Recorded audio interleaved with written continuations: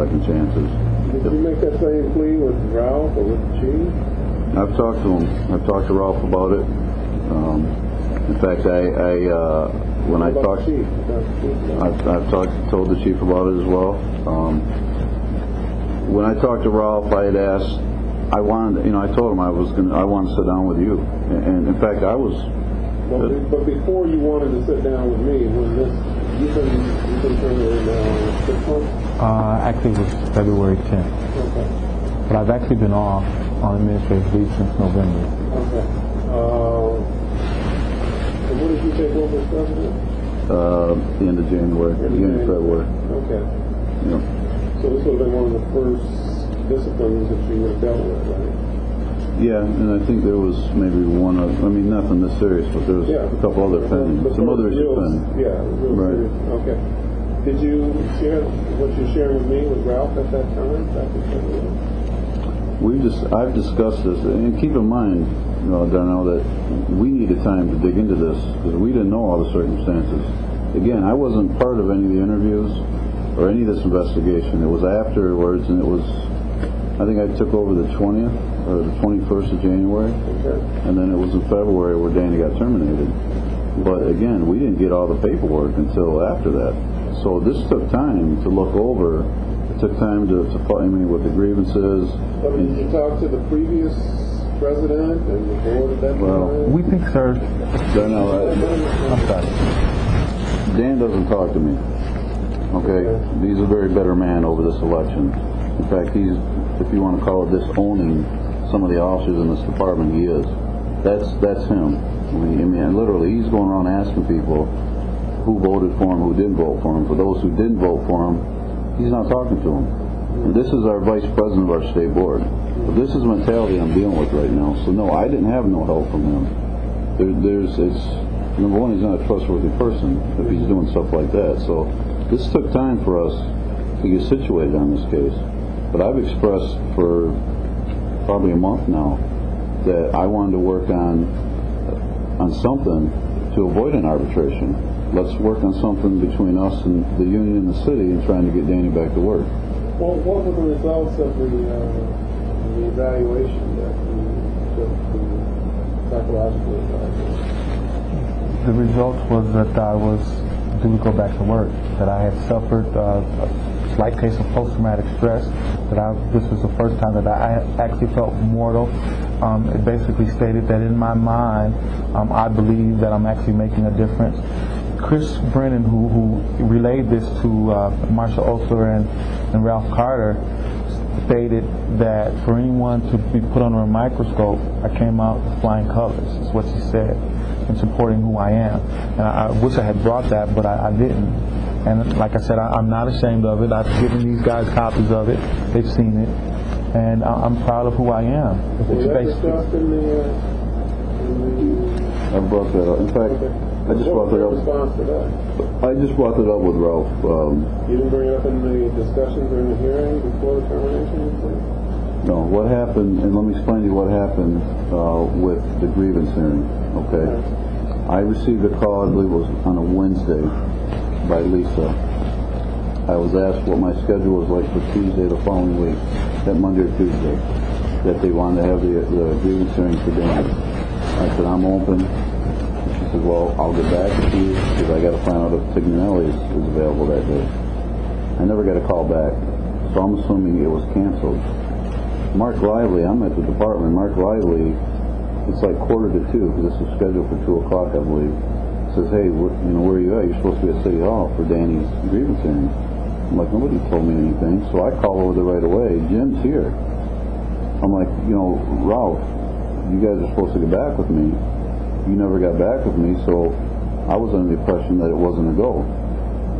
So there was a lack of communication there. In fact, Ralph and I just talked about that. It wasn't because Danny didn't want to be there, because he would have been there. I would have been there. So Jim was there, already traveled up this far. So what we agreed upon at that time was that we were not going to put a time limitation on this. Normally we have one as far as for an arbitration hearing. That we were going to put that off for now, because at the time we didn't know what Mike Thomas was even going to do. He was still sitting on the case. But Mike has stated he's not going to issue charges at this time. He has no this is reason. where we're at. Well, the issue of charges wouldn't necessarily be a determining factor in. No, well, for an arbitration hearing, it is though. I mean, Okay. the last thing you're going to want to. But regardless, that's you're right. That is a separate issue, and it's not going to go anywhere.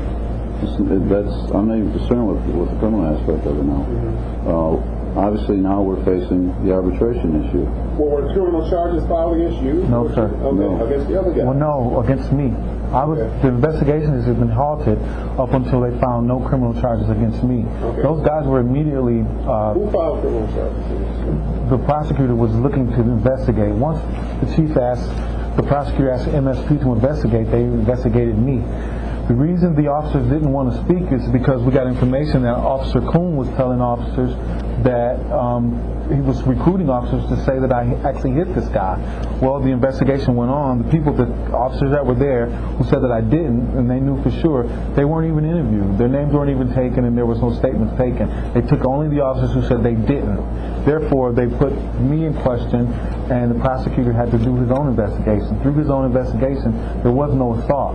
And this is him speaking to the people at the jail, him speaking with people confirming the fact that this guy was intoxicated, this guy biting his lip, me actually punching him and shattering his teeth, and him not swelling. I mean, none of that was true. And the prosecutor eventually couldn't press charges because it never happened. And the misconduct at the county jail, I went to pick up the booking cards. I looked into this guy's cell. He's in the middle of the floor, and what I want to do is get a sergeant up there to at least get a breathalyzer on this guy because he. What happens that gets you from the point of being an officer in good standing being terminated? Just this one incident? Yes, sir. Here's all my evaluations of my entire career. And what happened is that I was only terminated based on truthfulness. The truthfulness was Sergeant Tour saying that I said that I punched this guy to her in a private conversation. Did you say that? No, sir. And Did you confess that? I'm sorry. Did you confess that fact? It was contested through the grievance. I mean, There was no other opportunity to confess? No, that? sir. What Sergeant Tour, my understanding of that incident is that occurred actually before the internal affair investigation began. Once that begun, that's when the interviews started taking place. That's when the statement from Danny was taken. And so that's where she's saying apparently that, well, what you're saying in your statement, you're saying you told me something different. I don't know how long ago. Danny could elaborate on that But more. she certainly never asked me in the interview, and she never made a note that, Danny, you told me this. She never said that. I got this information from her scribbled on a notepad, giving it to somebody, and there's So what reasons why were you terminated? What was the termination? mistreatment of a prisoner, mistreatment of a person in the back of my patrol car, mistreatment of a prisoner, and truthfulness, lying to her about the incident. There was three violations of what they terminated him over. So And she's done this, sir, and you're going to hear it soon. And Sergeant Tour and our president, Dan Kuhn. Yes. What reason would she have to fabricate a story against you? Well, she's Dan Kuhn's girlfriend. Dan Kuhn, once we found out that this was Dan leaking information and not wanting to help us, Chris Brennan at Family Services told me that she spoke with the city, and I was due back to go to work on Tuesday. And she hugged me and she said, Danny, keep doing what you're doing, protecting our city. Bickle explained what Kuhn was doing, and he was voted. Dan Kuhn is behind the effort to get rid of you. Oh my God, yes. Dan is a terrible person, sir. Like I said, Dan and I don't speak. I can't tell you what went on with this investigation because I wasn't part of it, okay? There's some issues that I was concerned with, that I expressed with Danny, that I think whether Dan was telling AJ things, I have no, there was some concerns about it. Let's just say that there was a reason that there was a change in our executive board. Exactly. There was a reason for it. and it was overwhelmingly that the reason occurred. That's the bottom line. Well, and that may very well be, but how does that translate into now his desire to get rid of you? Did you ever have a run-in with him? No, other than the fact that I said that we're not voting for him anymore, and it was a collective effort for all of us because of his relationship with her, and we knew that he was telling her information. We knew that we finally confirmed it with my case that he was leaking information, and what he does is he sends her. He's not only sent her at me, he sent her at everybody that he dislikes. And what you're going to find is, sir, you got a lady at the city council meeting last week complaining that the officers or the shift commander, well, no one would give her a citizen's complaint. But yet she takes a citizen's complaint on someone else where you say that I was discourteous.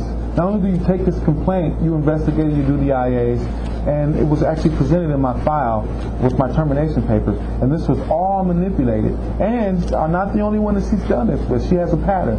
And what's happening is all the officers are collaborating, and everybody's going to come forth with this.